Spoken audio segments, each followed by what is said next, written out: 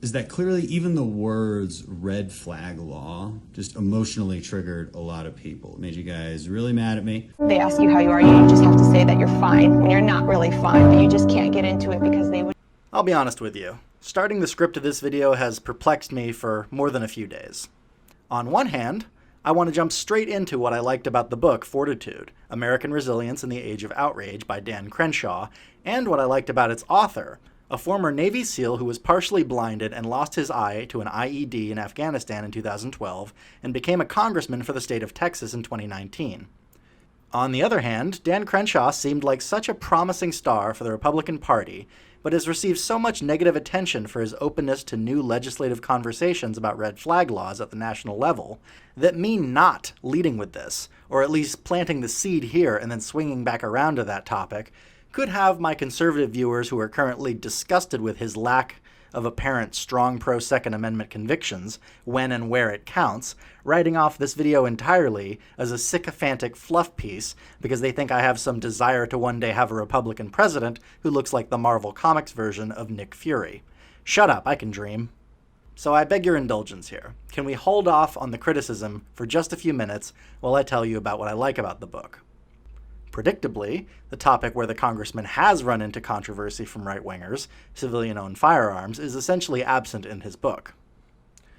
What he does cover is his personal story from dealing with his mother's cancer and death at a young age, his BUDS training to be a Navy SEAL that he had to do twice, essentially, because he shattered his left tibia well into his first attempt.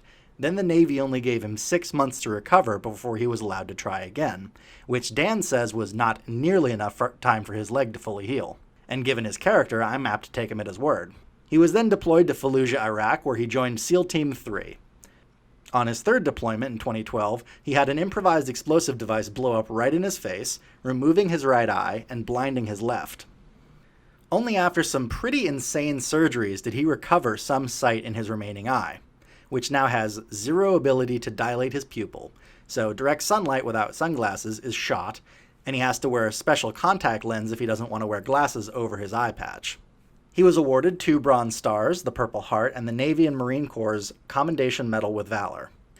He even deployed for 2 additional tours in Bahrain and South Korea after he was injured. And all of that before he ran for the United States House of Representatives' Texas 2nd Congressional District spot in 2018, which he won. This guy was a conservative's wet dream on paper. Eloquent, good-looking, wounded warrior. Check, check, check. And then his first big introduction to the nation at large was even better.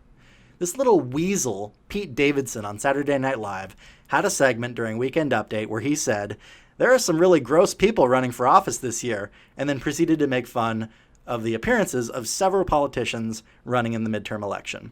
3/4 of these were Republicans, surprise, surprise. Davidson said Crenshaw looked like a hitman in a porno movie, which... okay, that joke was moderately funny, granted. A little more tasteless when you're doing it about a guy who didn't just have like a birth defect or had an accident that took his eye, but a wounded serviceman in combat, but that in and of itself would have been excusable, somewhat. Where Davidson crossed the threshold of pissing off the majority of the country was when he said, "I'm sorry, I know he lost his eye in war or whatever." Whatever. This talentless comedian's father was a firefighter who died in the World Trade Center on 9/11 when Pete was only 7 years old. Here's this guy mocking the injuries of a man who was blinded almost permanently, fighting people with the same hatred of Americans that murdered his own father, and to him it's whatever, whatever. Pete Davidson, you are not worthy of sniffing the farts of Dan Crenshaw, you hideous little prick. But did Dan Crenshaw come on SNL on Veterans Day after being begged to do so by Lorne Michaels to stop the outrage the public was sending Davidson and the show as a result of his insanely offensive joke and absolutely light his ass up? Did he seize the opportunity to put Davidson, the entirety of SNL as an institution, and NBC on blast for their bias against conservatives, lack of patriotism, lack of respect for the troops, or ill-concealed disdain for the country that pays them millions of dollars to condescend half the population? No. Dan Crenshaw has class. As he states in his book, and is evident from the vast majority of his public interactions, he tries his best to always remain calm, cool, and collected, and finds outrage just despicable. He fired off a few jokes at Pete Davidson's expense. which was only fair, and then he gave a little speech to the audience members on forgiveness and harmony across the political aisle. This was all in line with his prescriptions in the book, which frankly reads like somebody took the common sense, don't think of yourself as a weak loser, pop psychology from 12 Rules for Life by Jordan Peterson, the ideological underpinning of basic conservative policy in a typical Ben Shapiro book, and sprinkle in just a bit of stoicism and mental toughness from the book Extreme Ownership by Jocko Willink. And this is not to say that any of this is bad, by the way. It's a quick, thought-provoking read. Dan Crenshaw seems like a pretty cool guy who has clearly thought through his principles, and while they're well-trodden and not likely to completely blow your mind for originality, they're a much-needed diagnosis of the most visible ills of the modern left in America.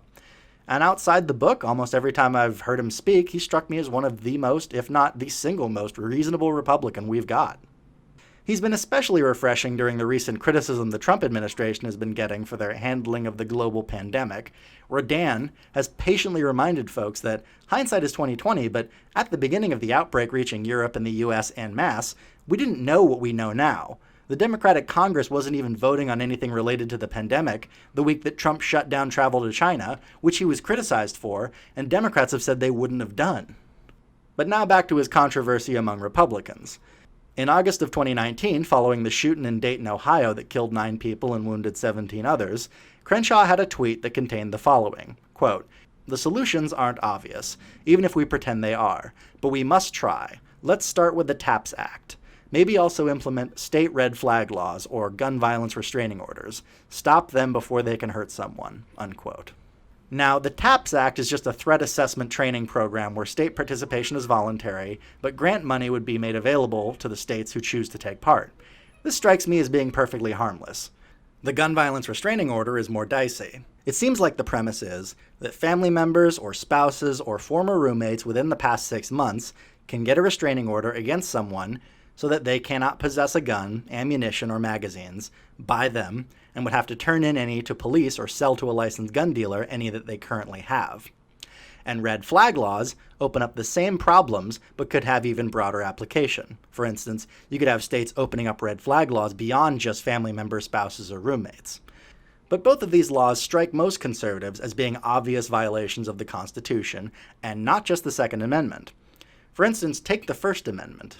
Even arguing for the plain reading of the Second Amendment could be viewed by a loopy leftist judge as being equally dangerous as the Branch Davidians.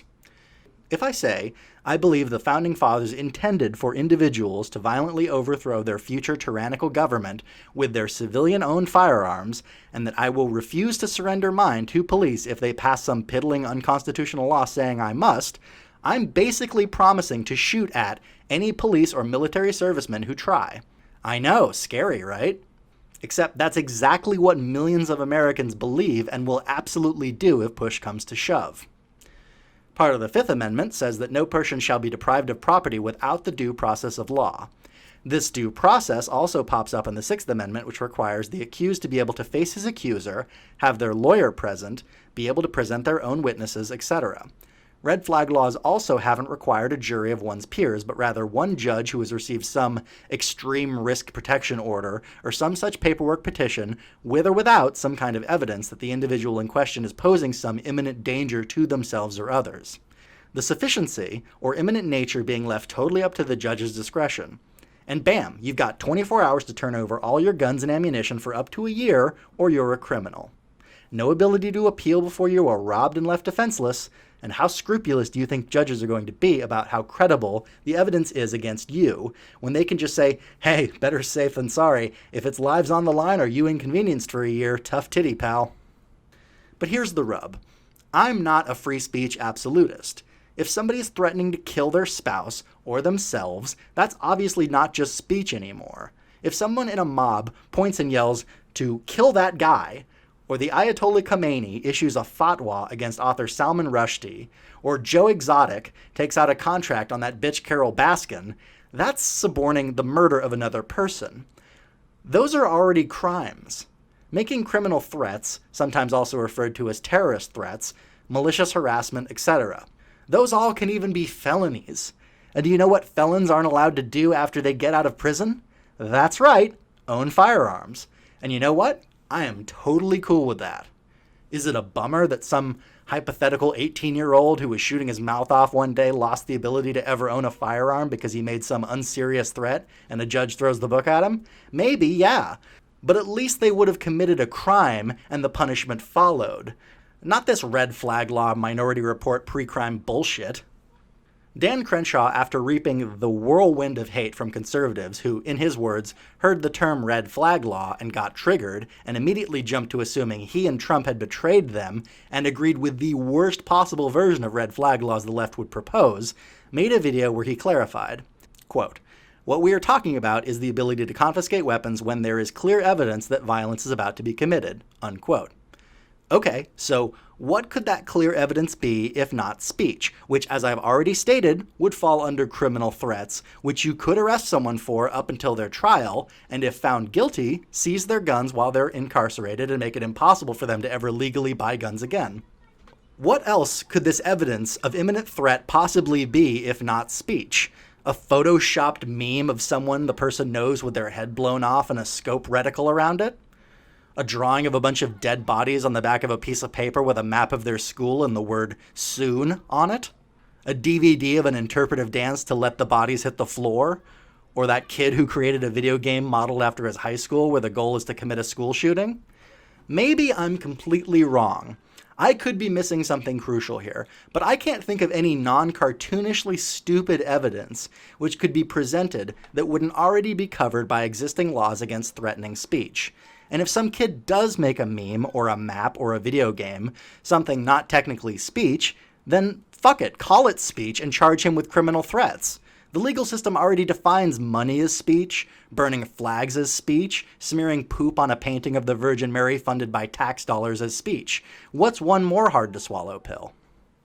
And I get it. Dan Crenshaw was supposed to be our boy, but here he is kowtowing to obvious unconstitutional proposed legislation. And he can say he's going to argue for clear and specific safeguards that would have to be in place for us to support any type of red flag law. Among them would be clear and convincing evidence, punishments for false accusations, right to an attorney and cross-examination, and limited standing so not just any yahoo could accuse someone they don't like to get their guns taken away.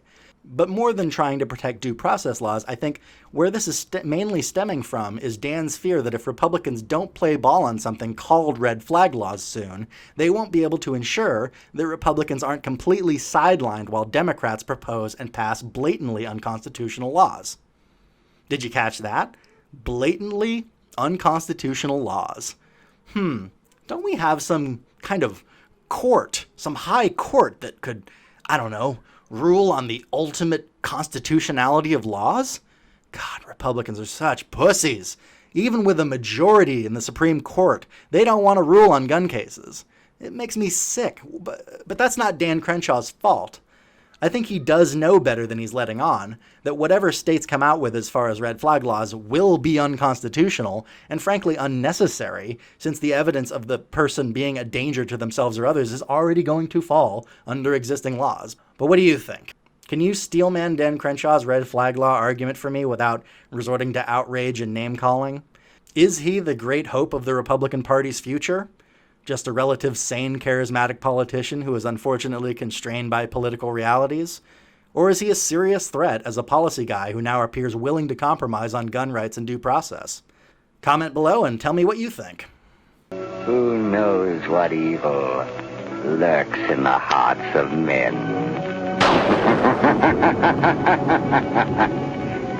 The shadow knows. Hi guys, Media Shadow here. I'm trying to grow the channel and hopefully get more than one video out a week. So if you like what you've seen, please give me a like, subscribe, share, or drop me some coin on Patreon. I've left a link in the description of the video. Thanks!